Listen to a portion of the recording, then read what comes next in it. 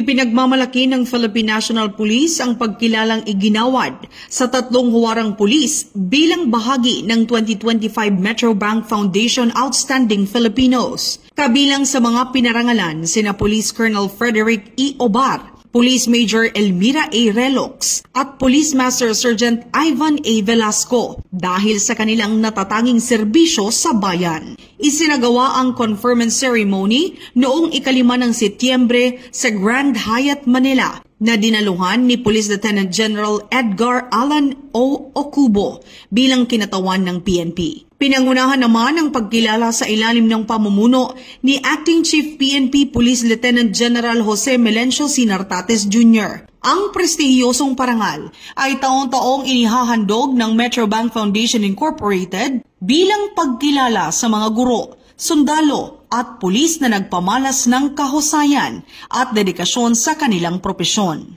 Ayon sa PNP, ang pagkilalang ito ay nagsisilbing inspirasyon sa buong hanay upang ipagpatuloy ang serbisyo publikong may puso, integridad at disiplina.